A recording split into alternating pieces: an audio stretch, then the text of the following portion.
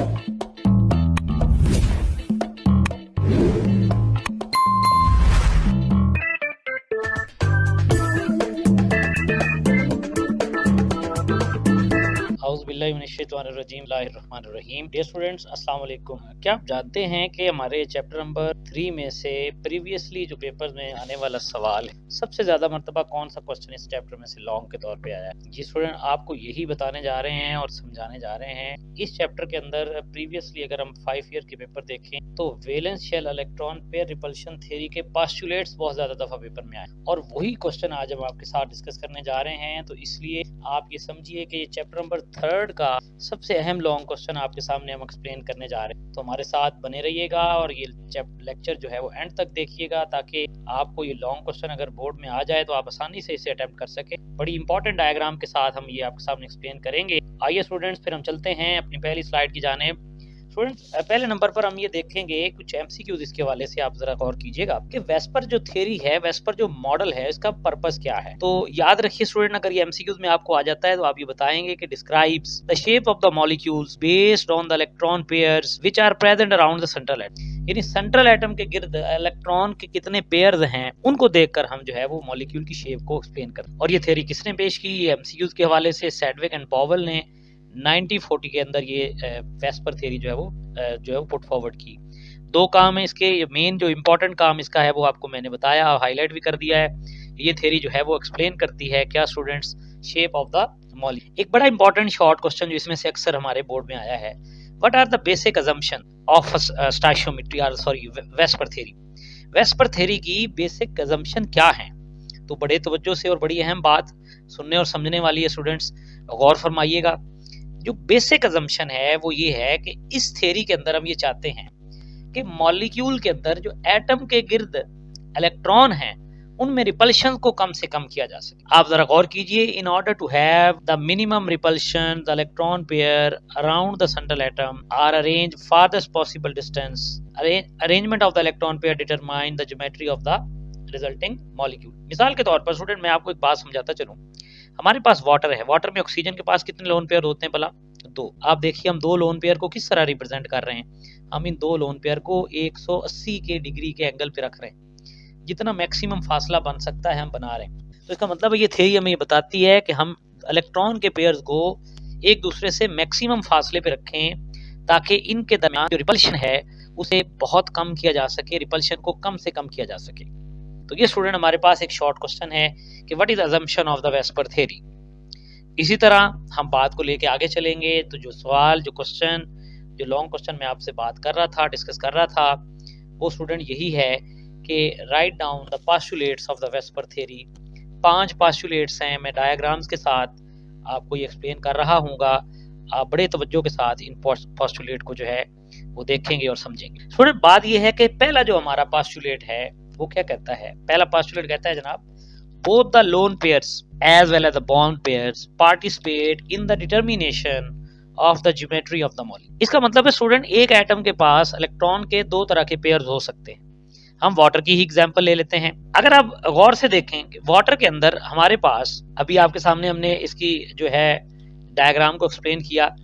Water के अंदर अगर हम देखें तो जो लोन पेयर्स की तादाद होती है वो 2 होती है, और जो बॉन्ड पेयर्स की तादाद होती है स्टूडेंट्स, वो भी आप जानते हैं हमारे पास 2 होती है। तो वाटर की जो डायग्राम है, आइए जरा देखते हैं। हमारे पास ऑक्सीजन का एटम है, ऑक्सीजन के एटम के पास ये 2 इलेक्ट्रॉन के पेयर है। टोटल आपको पता है ऑक्सीजन के गिर्द 6 इलेक्ट्रॉन के पेयर होते हैं। ये 6 इलेक्ट्रॉन के पेयर ऑक्सीजन के गिर्द है, यानी 6 इलेक्ट्रॉन है वैलेंस शेल में। अब इनमें से ये 2 इलेक्ट्रॉन क्या करता है? 2 इलेक्ट्रॉन को, ये एक इलेक्ट्रॉन इधर हाइड्रोजन के साथ शेयर हो जाता है, एक इलेक्ट्रॉन इधर हाइड्रोजन के साथ शेयर हो जाता है। अब आप जरा गौर फरमाइए, हमारे पास टोटल इलेक्ट्रॉन के पेयर्स आप देखिए, एक ये इलेक्ट्रॉन का पेयर है, एक ये इलेक्ट्रॉन का पेयर है। इसे हम क्या कह रहे हैं? इसे हम बॉन्ड पेयर कह रहे हैं, ठीक है। यानी ये बॉन्ड पेयर है क्योंकि ये इलेक्ट्रॉन का जो पेयर है इसने बॉन्ड बनाने में हिस्सा ले रहा है, ये पार्टिसिपेट कर रहा है इन डिटर्मिनेशन ऑफ। जबकि अगर आप गौर करें, ये वाला जो लोन पेयर है, अगर देखें सिर्फ बॉन्ड पेयर ही पार्टिसिपेट करे ज्योमेट्री में, तो ये तो bent angular V shape geometry बन रही है। लेकिन वाटर की ज्योमेट्री आप सब जानते हैं टेट्राहेड्रल होती है। टेट्राहेड्रल कैसे? कि आप ये देख रहे हैं, लोन पेयर भी हिस्सा लेगा और बॉन्ड पेयर भी हिस्सा लेगा। इस तरह से वाटर के मॉलिक्यूल की जो ज्योमेट्री बन जाएगी वो टेट्राहेड्रल होगी। तो इसका मतलब है स्टूडेंट्स, पहला जो पॉइंट आपने इंपॉर्टेंट पोस्टुलेट जो माइंड में रखना है वो ये है कि मॉलिक्यूल की ज्योमेट्री का तयन करने के अंदर दोनों इलेक्ट्रॉन पेयर्स हिस्सा लेते हैं। कौन कौन से? जैसे आप ये देख रहे हैं, ये बॉन्ड पेयर हैं, 2 बॉन्ड पेयर हैं और 2 लोन पेयर हैं। दोनों जो है मॉलिक्यूल की ज्योमेट्री का तयन करने में इन्वॉल्व होंगे। इसी तरह स्टूडेंट्स हम सेकंड पोस्टुलेट की तरफ आते हैं और देखते हैं कि सेकंड पोस्टुलेट में क्या बात हमें समझाई गई है। सेकंड पोस्टुलेट कहता है the electron pairs are arranged around the central atom at a maximum distance apart to avoid the repulsion। कहता है जनाब, रिपल्शन से बचने के लिए इलेक्ट्रॉन पेयर को एक दूसरे से मैक्सिमम फासले पे रखा जाता है, दूर रखा जाता है, ताकि रिपल्शन या तो हो ही ना, अगर हो तो बहुत कम। मिसाल के तौर पर मैं अगेन आपको ऑक्सीजन की एग्जांपल देता हूँ, वाटर के मॉलिक्यूल की। जैसे मैंने आपको पहले बताया, वाटर के पास आपके सामने ऑक्सीजन के एटम में कितने लोन पेयर्स होते हैं आप जानते हैं। वाटर के पास जनाब वाला 2 लोन पेयर हैं, ये 2 लोन पेयर ऑफ इलेक्ट्रॉन हैं और इनको हम अरेंज कर रहे हैं कहाँ पे? At a maximum distance apart. क्यों अरेंज कर रहे हैं मैक्सिमम डिस्टेंस अपार्ट?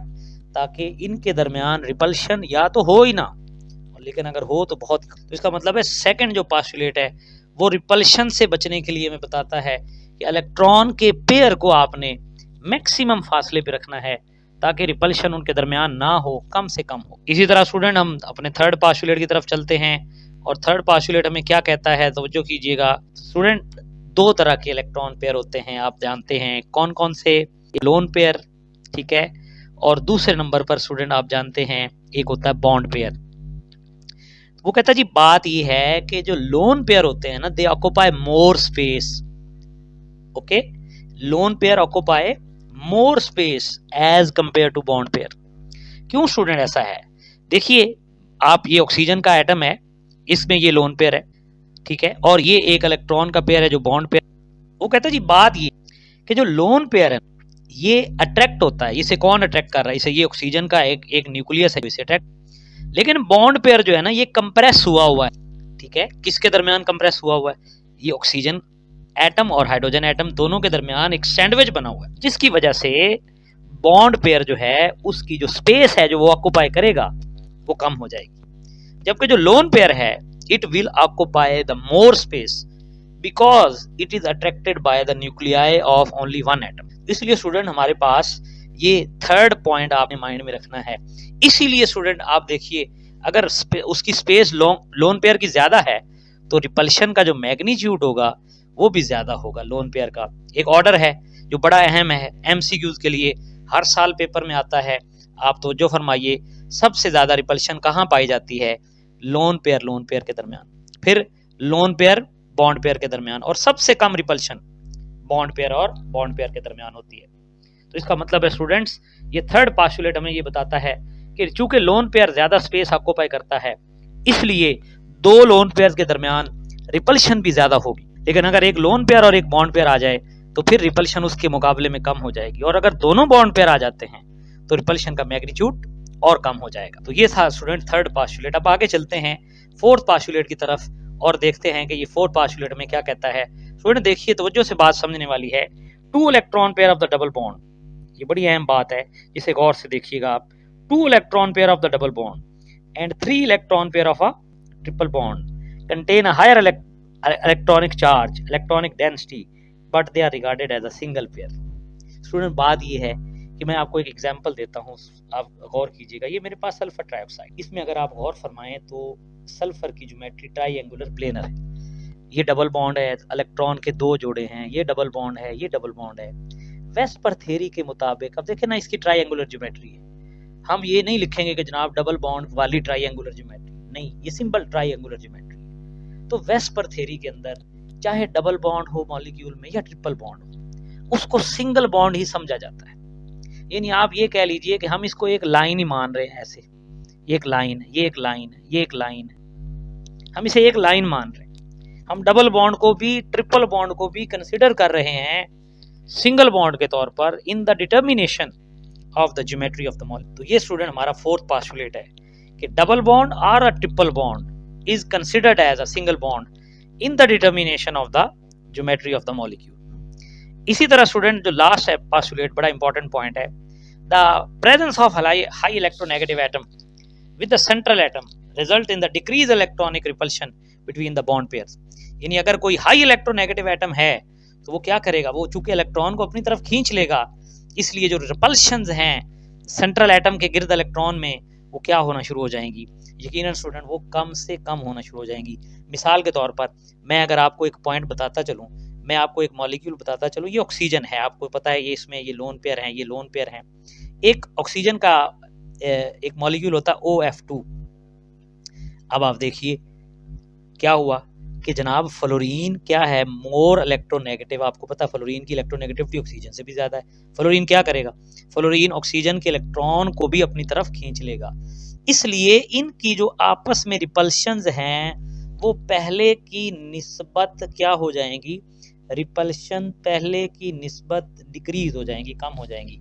इसका मतलब ये हुआ कि अगर कोई more electronegative atom central atom के साथ, अपने कभी सेंट्रल एटम कौन सा है, ये सेंट्रल एटम ऑक्सीजन है, इसके साथ अगर साइड पर कोई मोर इलेक्ट्रोनेगेटिव एटम लग जाएगा तो वो सेंट्रल एटम के गिर्द जो इलेक्ट्रॉन हैं उनके दरमियान रिपल्शन को डिक्रीज कर दो। ये स्टूडेंट हमारे पास बड़े अहम पास्टुलेट हैं जिनको आपने बड़े अच्छे अंदाज में, बड़े अच्छे तरीके से मेमोराइज कर लेना है, और बड़ा ही इंपॉर्टेंट हमारा टॉपिक और लॉन्ग क्वेश्चन है, इसको आपने अच्छी तरह से याद कर लेना है। और अगर आपको लेक्चर समझ आ जाए, लेक्चर हमारा अच्छा लगे तो लाजमी कमेंट में बताइए हम इसमें क्या बेहतरी कर सकते हैं। हमारे चैनल के बारे में आप लाजमी तौर पर हमें कमेंट सेक्शन में आकर कमेंट कीजिए, आपकी राय हमारे लिए बड़ी कीमती है। नेक्स्ट लेक्चर तक के लिए इजाज़त दीजिए, अल्लाह हाफिज़।